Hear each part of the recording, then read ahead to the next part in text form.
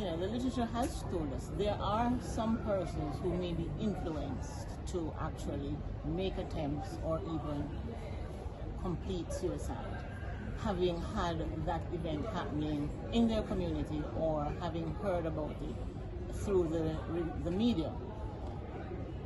So one of the things that we think about in terms of being able to curb that is how these things are reported.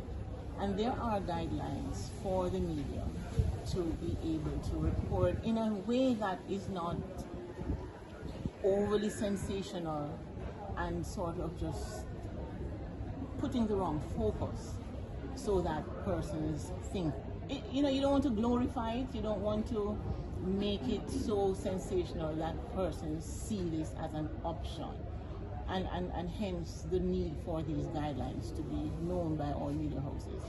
But yes, the question you asked, some persons, depending on where they are, can be triggered into committing. And we have seen this played out sometimes when it happens.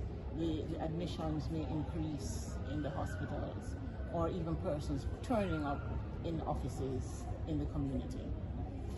And lastly, what is your suggestion and your advice to those who, whether they are listening, watching, or they know of somebody who might be suffering from depression or any other mental health related matter, and how they can get help, and whether they are here in Mandeville or they are further away, how can they really think about it? What is the first step in making sure that you are aware of this is happening to you or your family member? First of all, we have to know something about the signs and symptoms when one is not well, mentally or emotionally. So, education, knowledge, information, get the information, read up on it. What is depression? What is anxiety? What is psychotic disorders? And what are some of the things that would inform us as to the fact that somebody may be thinking suicidal? Knowing warning signs, early warning signs. And so if you don't know, there is lots of information, whether on Google, by the internet, or in the health centers.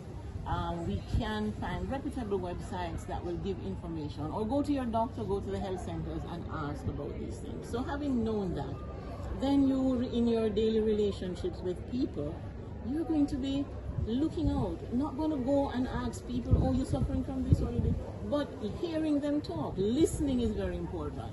So when we listen to what people say, when we see what they do, when we see how they react and respond, it is going to say to us, based on the knowledge we have, let me probe a little more. Let me see how best I can support this person. Would ask, how are you? How are you really doing today? We have a way of saying, I'm fine, everything cool. And people do that, because people will mask a lot. We have to know when people are masking too.